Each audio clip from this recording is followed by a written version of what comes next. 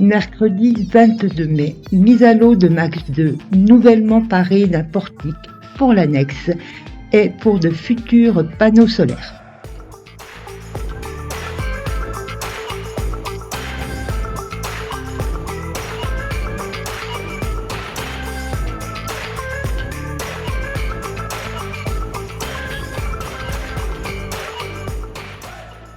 Et un dernier coup de peinture sur la quille pour fignoler le carénage avant la mise à l'eau.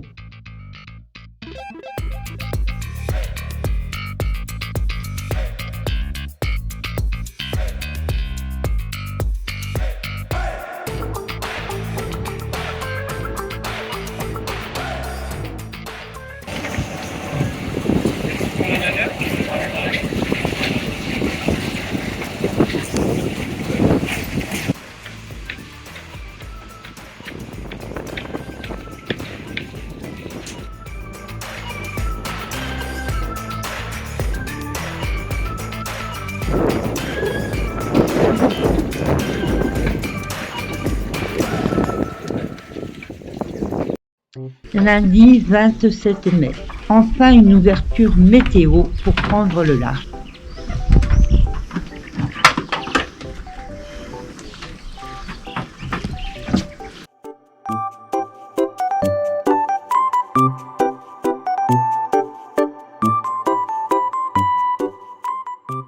Cette année, 2 vélos électriques pour nous accompagner dans notre périple.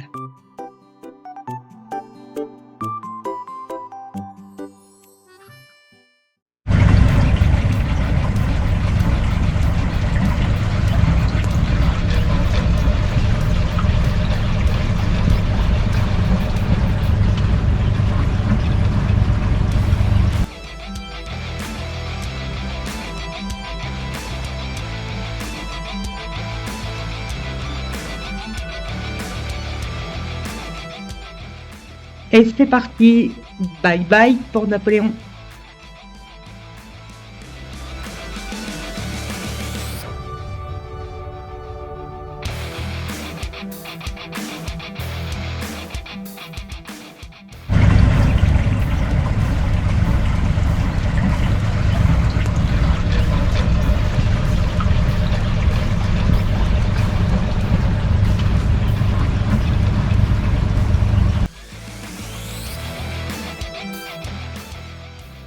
Une heure de navigation entre bouée et parc à huîtres pour rejoindre la Grande Bleue, sous un ciel malheureusement couvert.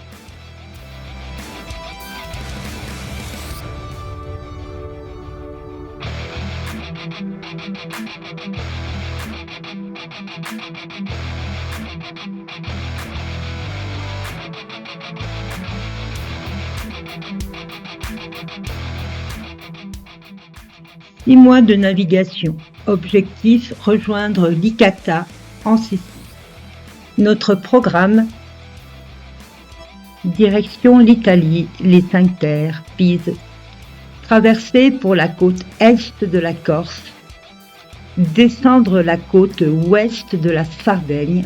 Sa côte est est les Magdalena. La côte ouest de la Corse est l'île d'Elbe. La côte italienne, Rome et les Pontines, Naples. Et passage du détroit de Messine pour rejoindre le sud de la Sicile. Et c'est parti!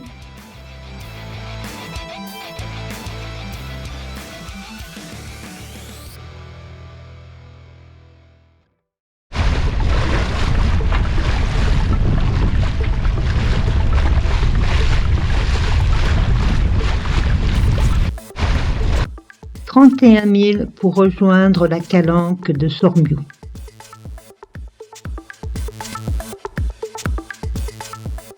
Et une navigation sans vent dans la brume avec une mer un peu agitée.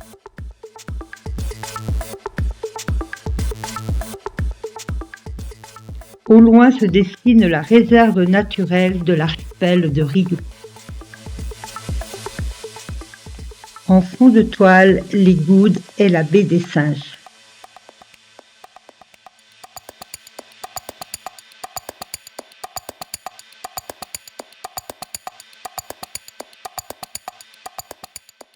bref, une entrée dans les calanques toujours aussi magique, même si le temps n'est pas de la partie.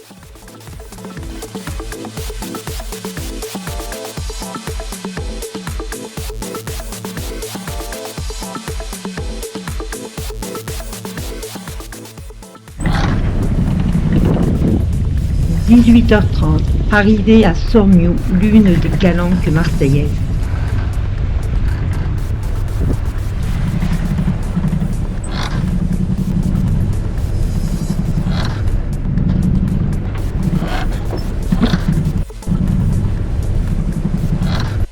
Une calanque où ce soir nous serons seuls, enfin presque seuls.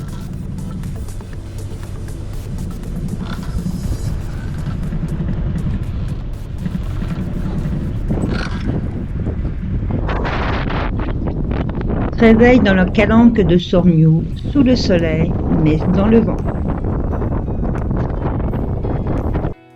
Au loin, le long de la plage, les cabanons, ces fameuses maisonnettes qui initialement servaient à entreposer les barques des pêcheurs.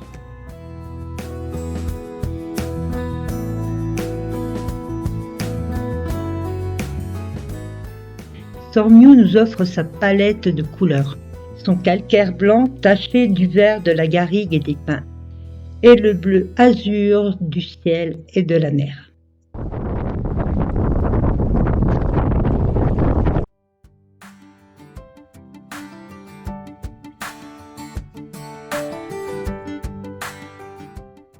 Et c'est parti pour une nave de 37 000 en direction de Porquerolles.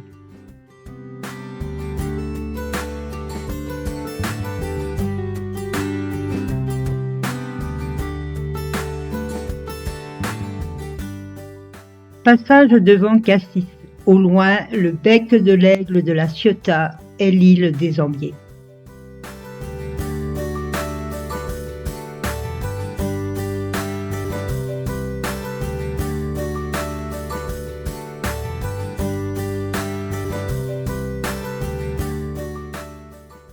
Et voilà, après 7 heures de navigation, arrivé sur Porquerolles.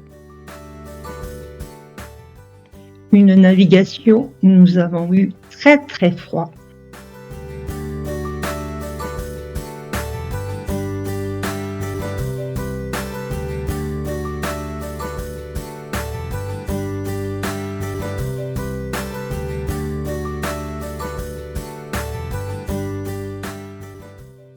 Et un petit mouillage à la Courtade à côté du port de Porquerolles.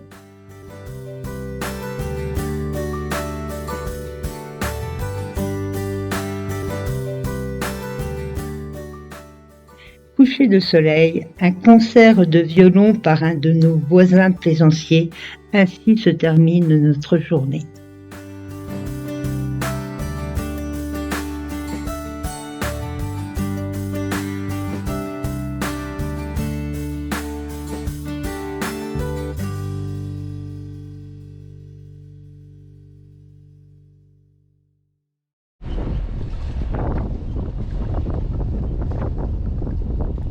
Le beau temps aura été de courte durée, fort coup de vent annoncé, et nous décidons d'aller nous abriter au port de Porquerolles.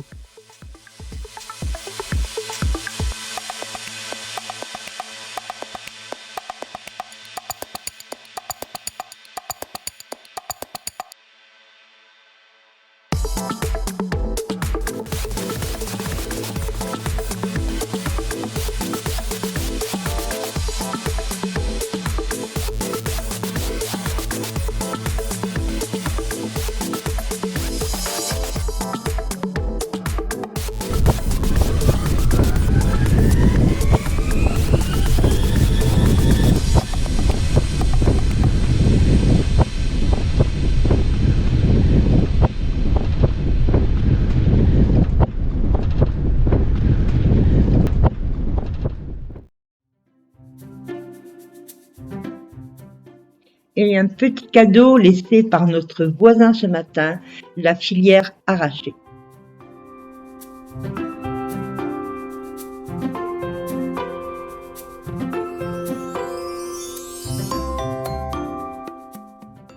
Porquerolles. Porquerolles, c'est 350 habitants en saison hivernale et aujourd'hui une limite à 6000 visiteurs par jour en été.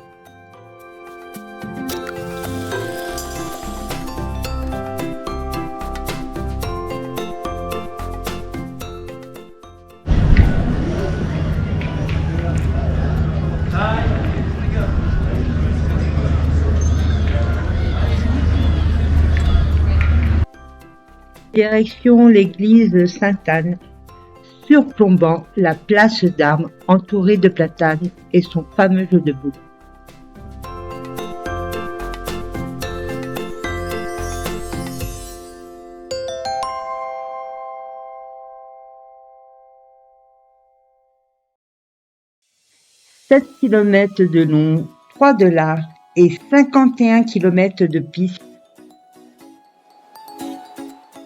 Porquerolles offre un terrain idéal pour le vélo.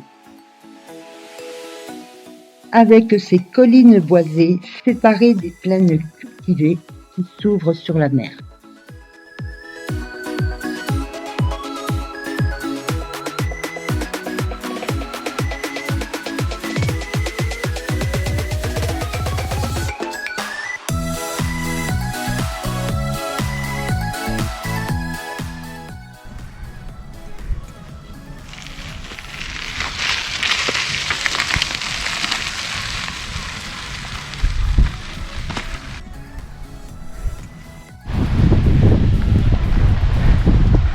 Au loin, la presqu'île de Gien et la ville d'Hyères, située à environ 20 km de Porquerolles.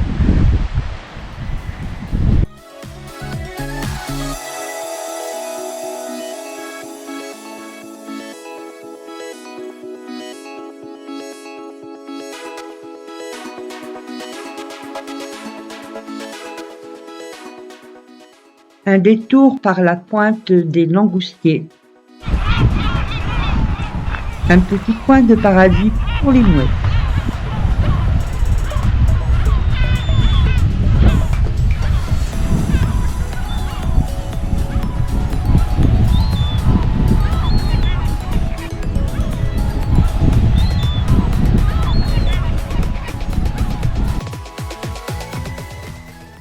Le rocher des Mèdes, spot réputé de plongée,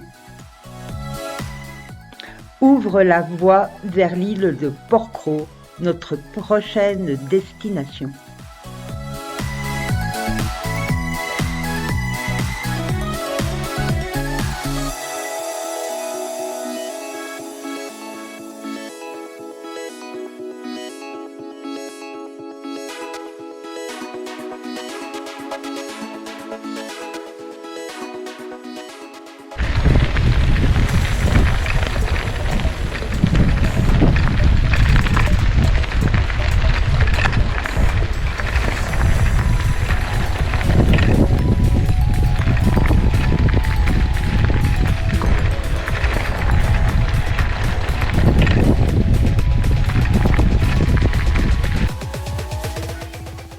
Une halte à la plage d'Argent, réputée comme l'une des plus belles de l'île.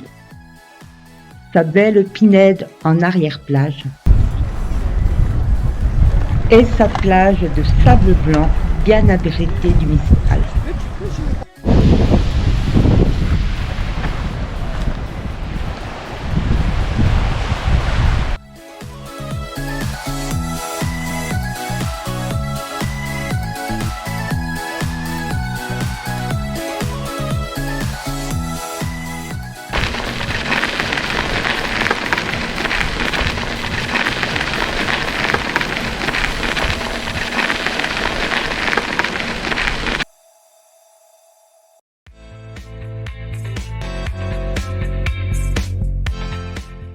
Dimanche 2 juin, achat d'une petite manille pour réparer notre filière et c'est parti!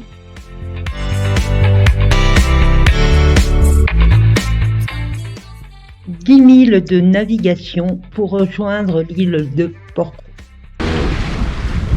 4,5 km de long sur 2,5 de large. Porquerolles est la plus petite mais aussi la plus montagneuse des îles d'Or.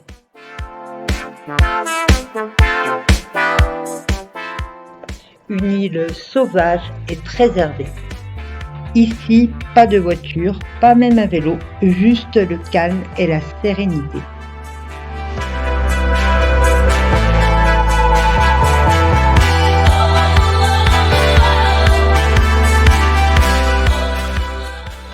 Après un tour en direction du port, nous décidons finalement de mouiller à Portman,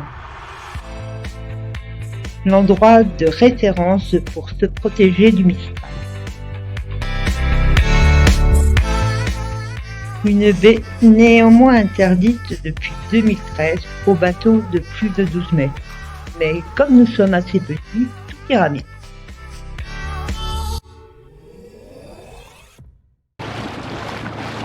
Et nous voici partis pour une petite balade sur l'île. Enfin, petite, l'avenir nous le dira.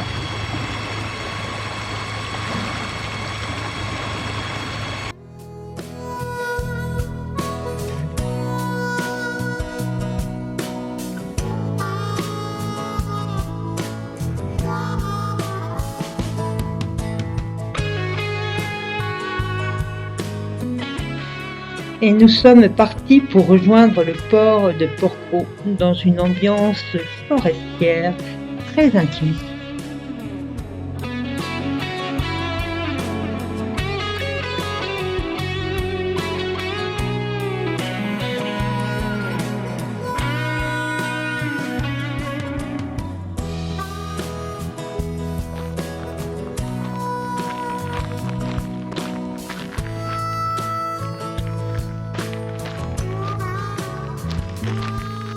Bon, finalement, 2 heures de marche pour rejoindre le port de Porquerolles.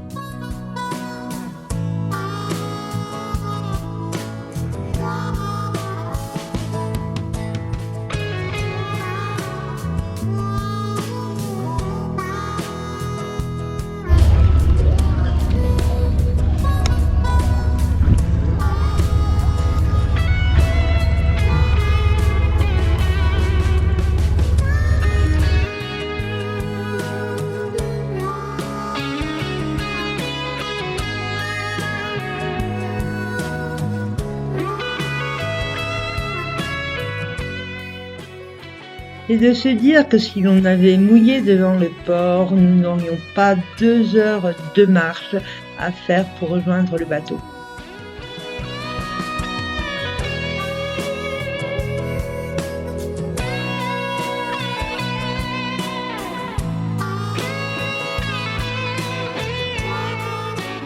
Des sablages avant le retour sur le bateau.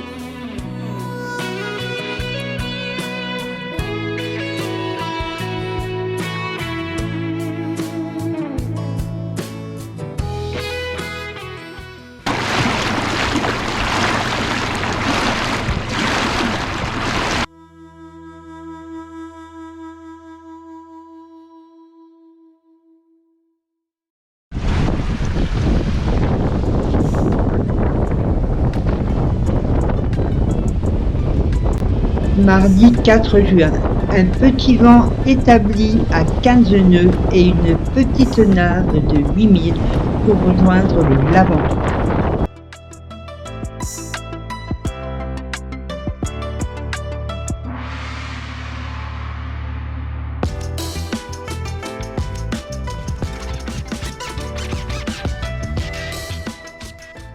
Une halte au port pour retrouver Karine et Gédé.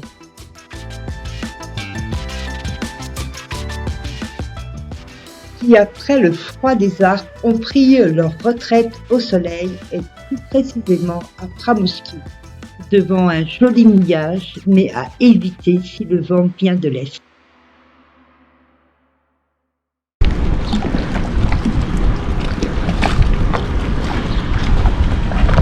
Une dernière virée sur le port avec en fond de toile le Cap Nègre.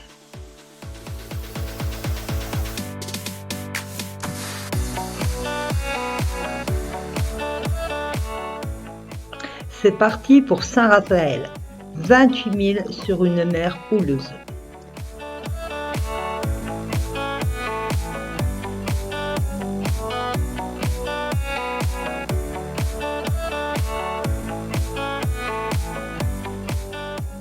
Passage devant la baie de Pramousquier où Gégé et Karine nous ont pris en photo.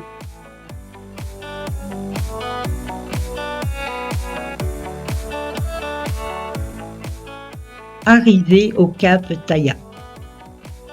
Un petit massif rocheux relié à la terre par un étroit banc de sable est couvert de quelques bouquets de pins maritimes et de maquis.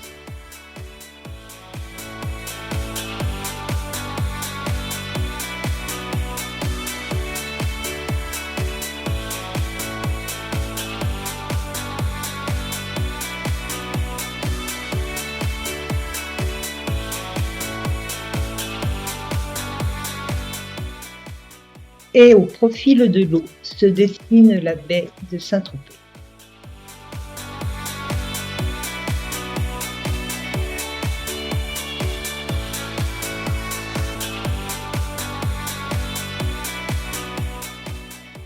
Après 5h20 de navigation, nous sommes enfin arrivés au port de Santa Lucia à Saint-Raphaël.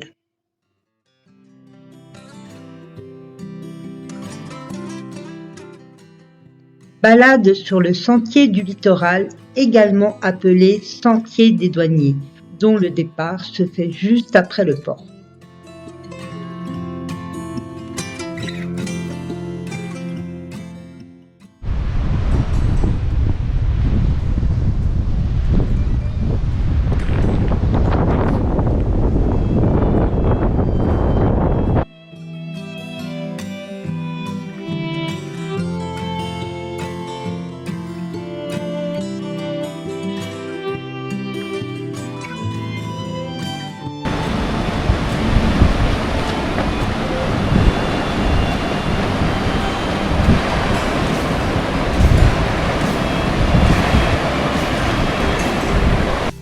Un sentier qui regorge de vues spectaculaires et une immersion dans la flore méditerranéenne.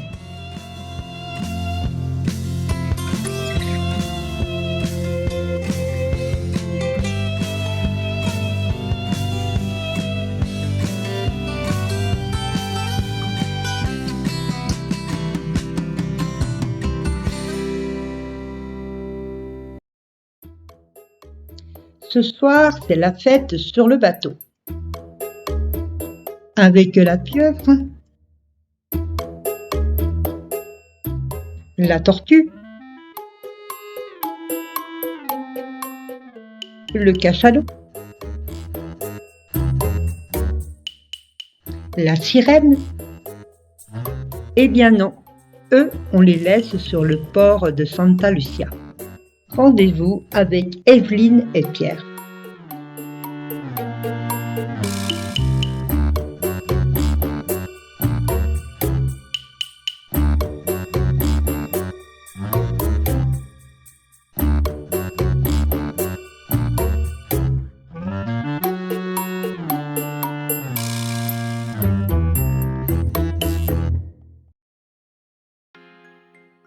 Samedi 8 juin, c'est sous un temps gris orageux que nous quittons Saint-Raphaël.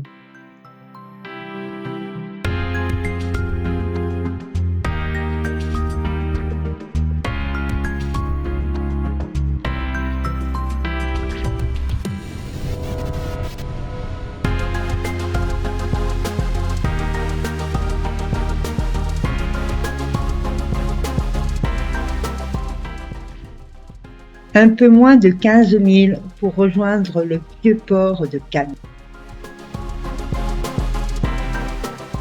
Entre Saint-Raphaël et Aguet, passage devant le cap Bramont, où se trouve l'île d'Or, ce fameux rocher de 200 mètres de long qui abrite une tour carrée. On murmure d'ailleurs que ce rocher aurait inspiré Hergé pour l'album Tintin et l'île Noire.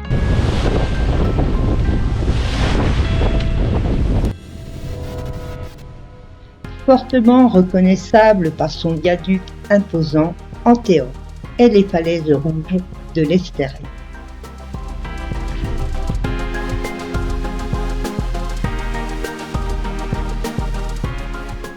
Au loin, les îles du Lérins, Sainte-Marguerite et Saint-Honorat font face à la baie de Cannes.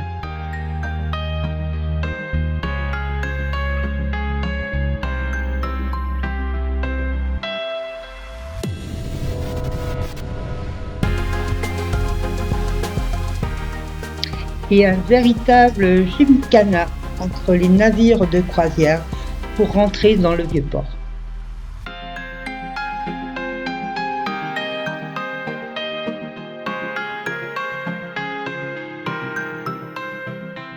Le Vieux-Port de Cannes, un lieu mythique, à proximité du palais des festivals de Cannes, mais aussi du Majestic et la Croisette.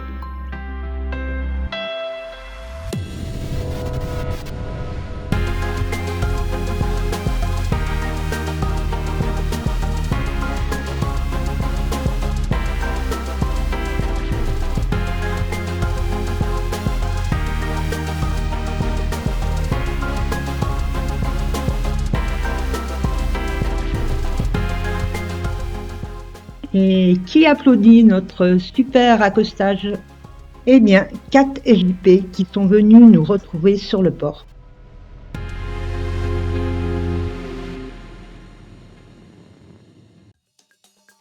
Et voilà, nous sommes partis pour un petit week-end à Cannes où nous allons manger, boire, mais surtout se promener sur le littoral en décapotable.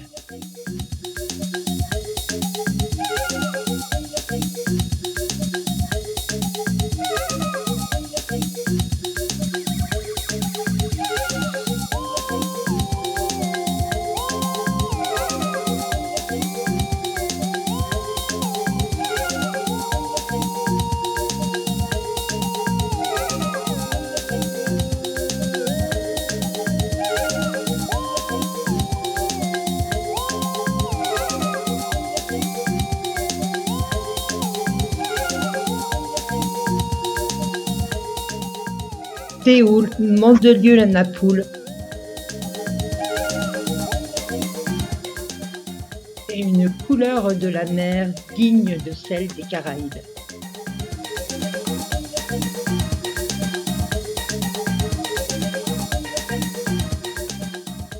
Une mer seulement trop froide en ce début juin pour songer à se baigner.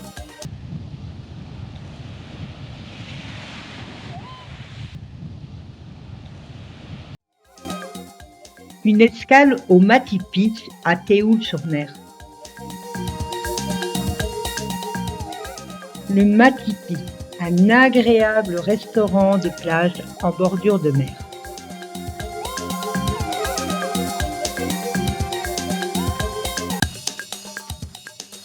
Un cadre reposant et une cuisine raffinée faite dans une cabane à frites.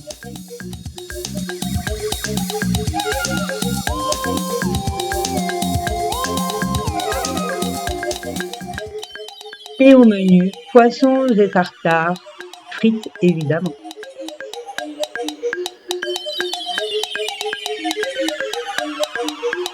Et le tout accompagné d'un vin rosé, mais pas n'importe lequel, un Minuti.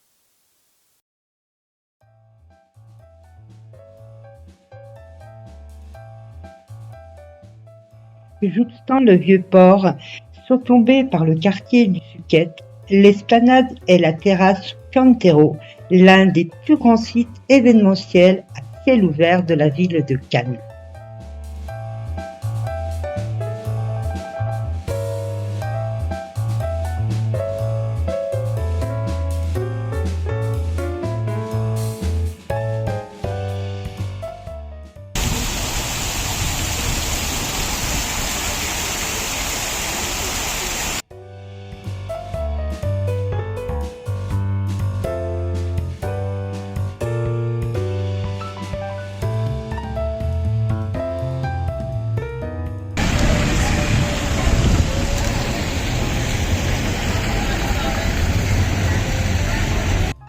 Direction le Palais des Festivals, lieu emblématique, vaisseau amiral de l'économie cannoise. Passage par le chemin des étoiles avec ses empreintes de stars, l'équivalent du Walk of Fame à Hollywood. Mais pas de marche rouge, le palais étant actuellement en rénovation.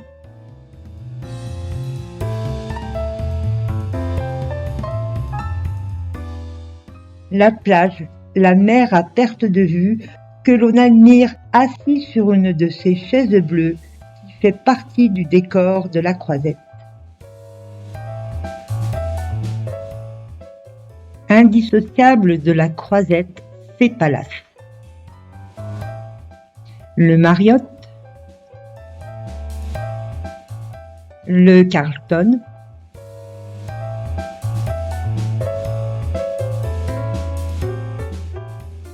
le Martinez, des légendes de l'hôtellerie cannoise. Mardi 11 juin et notre séjour à Cannes se termine.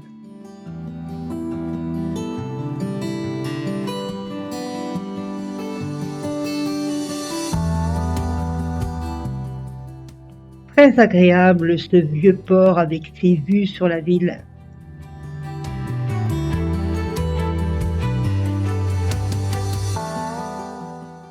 Et qui scintille de 1000 lumières le soir revenu.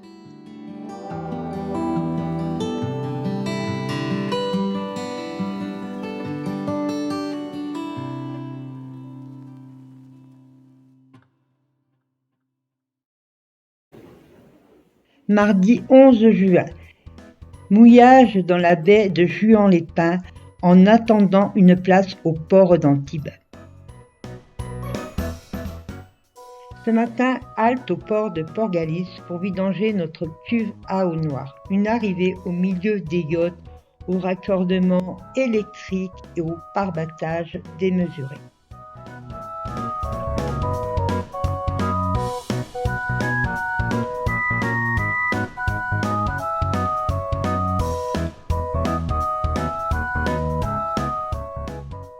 On remonte juste, normalement. Oui, vous les remontez. Alors, si c'est un peu dur. Non, mais on va y arriver. Non, mais vous n'avez pas besoin de les serrer à fond parce qu'en fait, comme on aspire.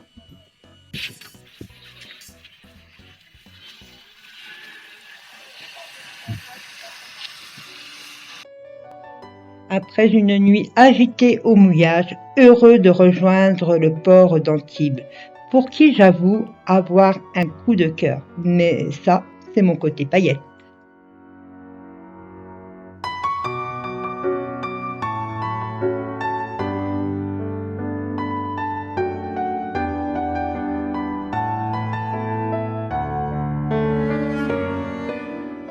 Arrivée Port Vauban, l'un des plus grands ports de plaisance d'Europe.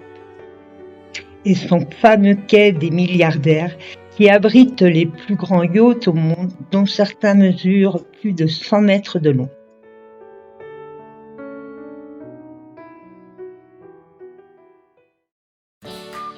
Mais Antibes, c'est aussi son marché provençal, la ville et ses échoppes, et tout cela à quelques pas du port.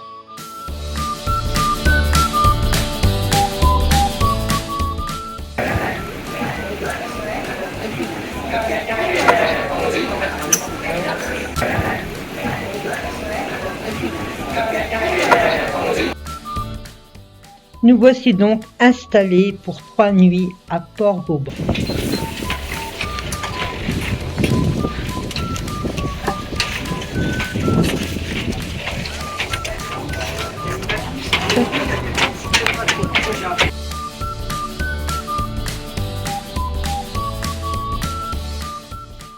Et notre super hôtel 5 étoiles avec vue sur le Fort Carré et les remparts de la ville.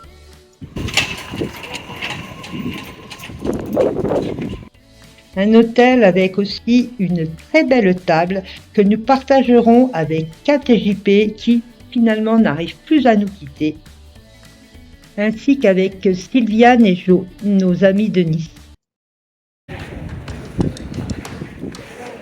Une halte à Antibes, c'est aussi prendre le temps de flâner dans la vieille ville et le long des remparts, où se dresse le château Grimaldi, abritant le musée Picasso. On dit d'ailleurs que Picasso y a installé son atelier en 1946.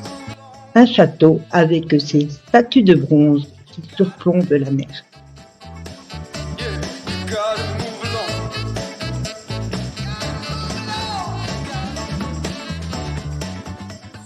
et une jolie zone de mouillage le long des remparts face au cap d'Antibes. Les hommes nus de Nicolas Lavarenne ont quant à eux posé le pied sur les remparts. Toute la symbolique du pas vers l'inconnu, celui susceptible de bouleverser toute notre vie.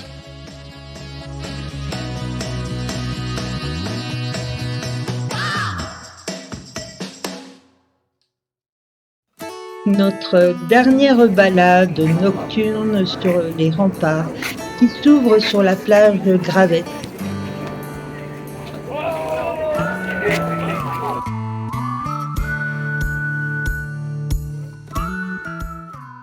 Un parcours où s'alignent de nombreux yachts défiscalisés.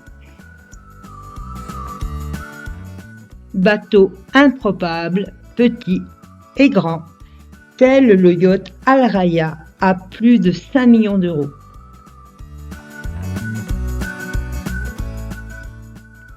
Et sur les remparts nous attend le Nomade. Une œuvre monumentale de 8 mètres de haut.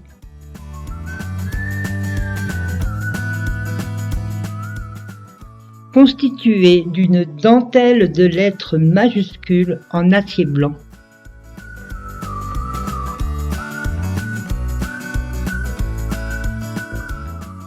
Une forme courbe assise devant la mer, une jambe repliée contre sa poitrine.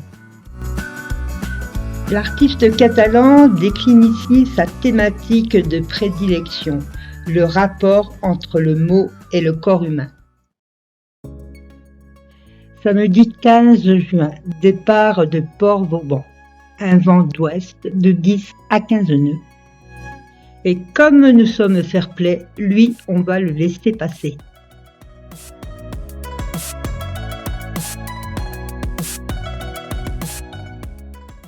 Un dernier coup d'œil au yacht Al Raya et à tous ces milliards d'euros qui dorment sur le port.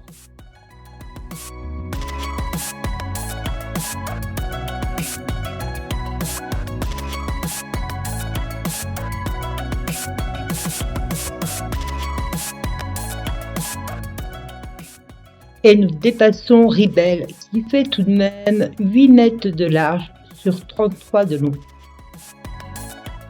Et voilà, lorsque la plaisance s'allie à la démesure, on oublie tout simplement l'empreinte carbone. Ceci étant, comme nous sommes de bons citoyens, nous n'avons pas oublié de visiter le commissariat d'Antibes pour nos procurations de vote. Direction Menton, à 26 000, soit environ 5 heures de navigation. Et fait remarquable, la mer est calme. Un passage devant la ville de Nice et la baie de Villefranche-sur-Mer.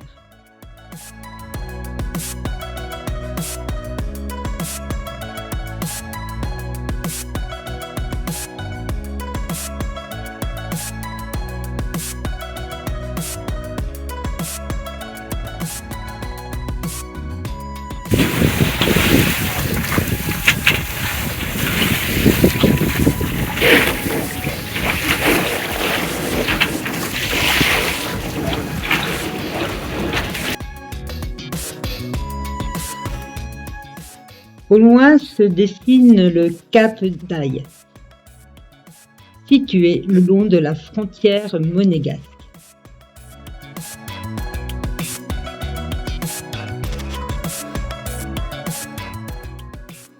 Passer en bateau devant Monaco reste assez magique. Une ville aux allures futuristes.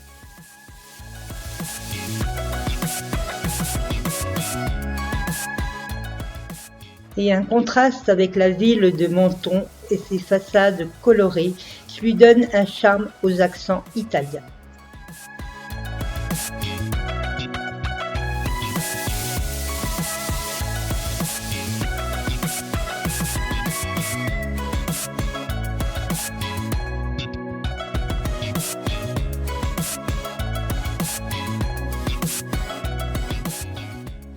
Et nous sommes partis pour un mouillage entre les deux ports face à la plage des Sablettes.